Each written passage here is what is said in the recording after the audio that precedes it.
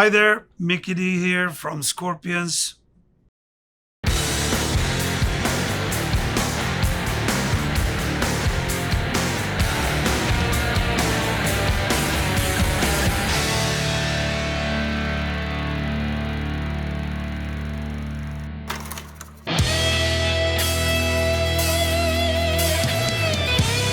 Well, as you probably know, I had my 25 years with Motorhead, We're pretty getting much. to that. Yeah, Okay, yeah, but yeah. that has a factor in it because we we've been seeing Scorpions on and off Yeah. over all these years. We've done festivals together. We always been friends. We always hang out. And when Lemmy passed away, 2015, um, I went to the funeral in LA, the ceremony, and I barely made it back until Matthias called me actually and said, "Mickey, are you in Gothenburg?" And I said, "Who's this?" "It's Matthias." "Oh, Matthias Chaps." It's not like we called each other, but Yeah, okay. so I was very surprised. And he said, "Can you come to Luxembourg tomorrow?" Huh. That's what he said. And this was a Wednesday, and they started the European, actually their leg of the European tour on that Thursday. Yeah, And I said, "What the hell's going on?" yeah. But they asked me to come out to, actually on Friday was the show, come out as a stand-in because James had problems. He had health problems. So they sent me the DVD. Actually, it wasn't out then, but they said, "We're going to send you the DVD of the show. This is exactly the rundown, how we play it."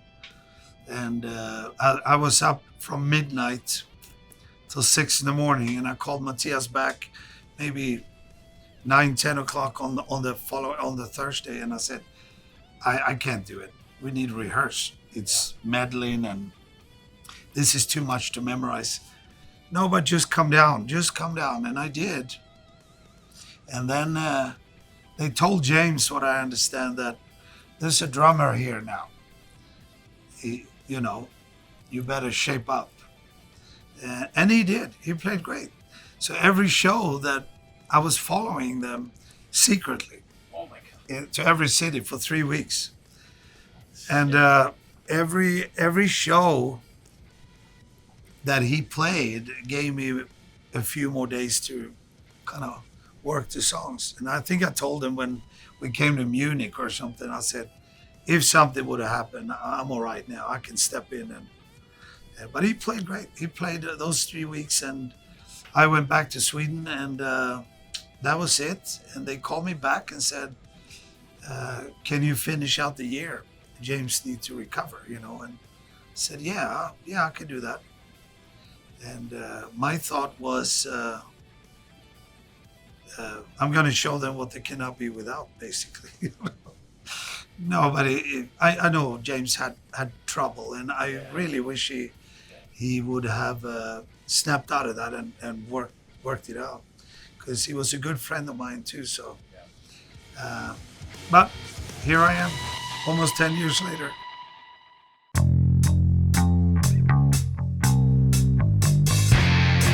I'm from Sweden. I'm from Gothenburg, Sweden, and I play drums literally my whole life. Since I was about 3 or 4 years old.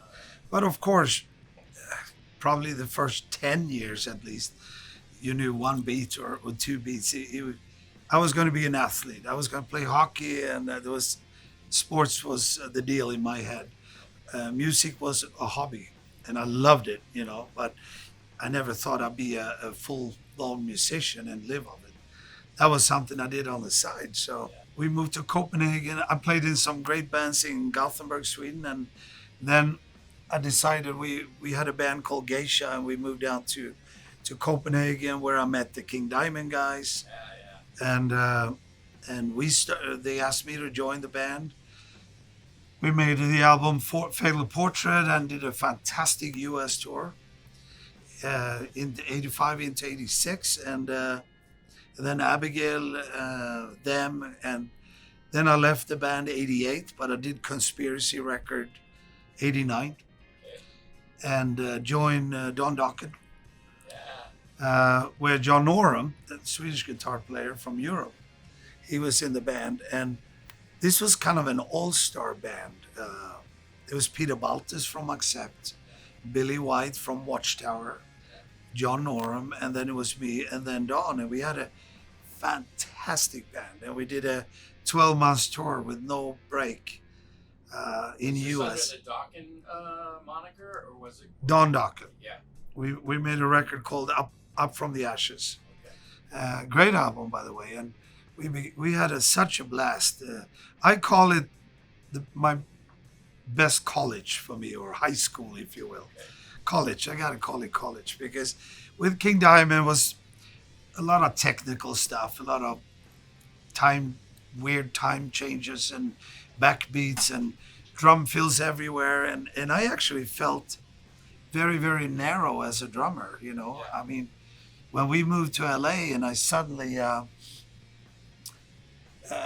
start jamming with, if you would call it, normal musicians, just sitting, holding a steady beat and rock out. And I had so much stress in my body as a drummer, you know, like I couldn't hold a bar without drum fills or backbeats, or it was like you're dropping a fucking sack of potatoes down the wooden stairs, you know, blah, blah, blah.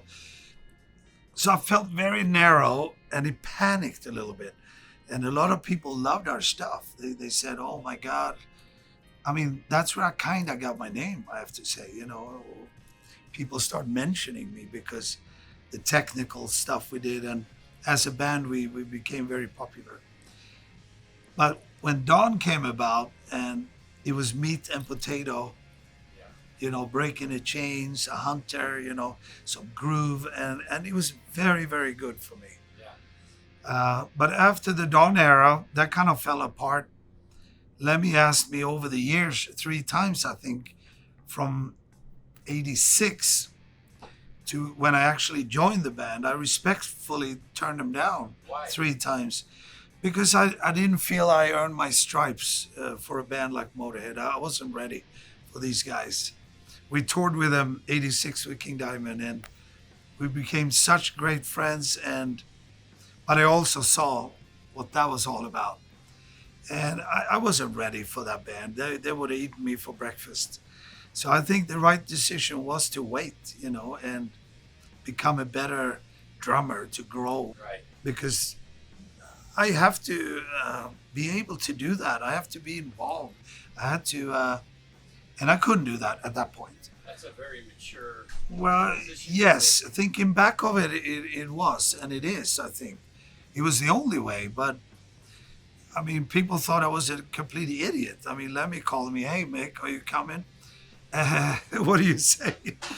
That's when I finally, I remember when the Dawn thing fell apart. It was like Lemmy called me the next day by coincidence, where Dawn actually said John Norum was going to go back, do his solo record. Peter Baltes was on his way back to Accept. And Billy was going back to Texas. And Dawn said, it's just you and me. So I don't know, Mick, what's going to happen. And Lemmy called and said, what are you doing? Well, I'll probably go back to Sweden for a few months. I've been home for forever. Dawn is kind of over. And he go, why don't you get your Swedish fucking ass to Hollywood? And let's record. And I did. And from there on we went, you know.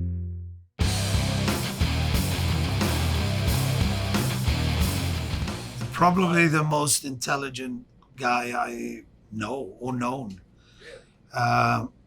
Here's a man that I describe as my father, my grandfather, my younger brother, even my younger sister sometimes.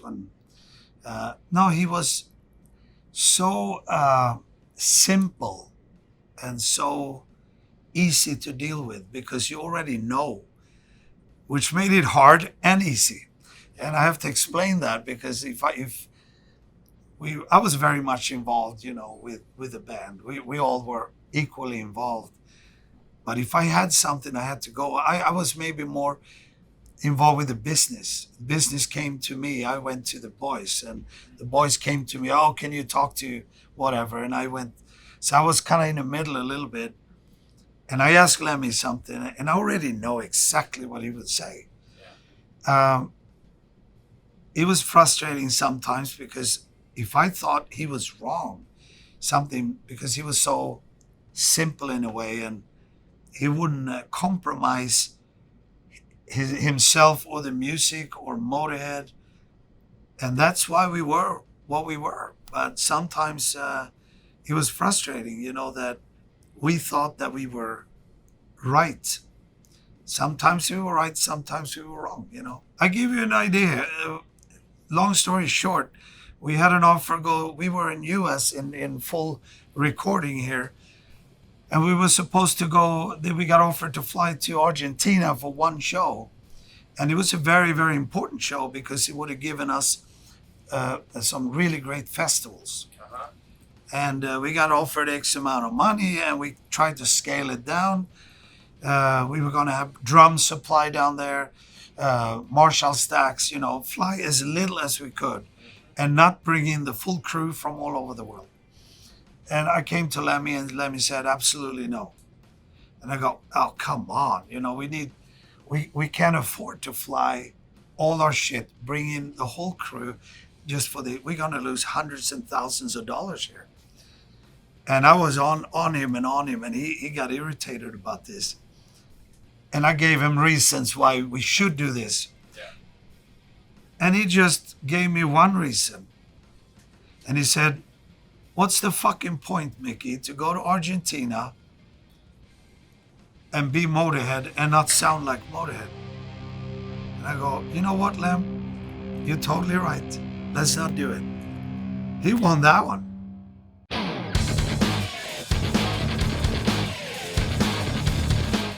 The simplicity with Lemmy. I told him, because you've probably seen in documentaries how he lived. He lived very simple, very tight. He had a million things. You couldn't even get into his. You had a little trail like that. You look at some of these hoarder people, Lemmy had cool stuff, but he was so much you could barely walk in there. And I said, Lem, why don't you get a 3-4 bedroom house, instead? And you go, what's the point, Mickey? You can only be in one room at a time anyway. How do you beat these one-liners? He was fantastic there. It's like what he said. If you think you're too old for rock and roll, then you are. Were you, Simple, straight, no bullshit, and that made him who he was. And I keep saying, if everybody was like Lem, we wouldn't have any wars. We wouldn't have all this political correctness, all this bullshit that's suffocating humanity today. He was in for the fun and for the real rock and roll.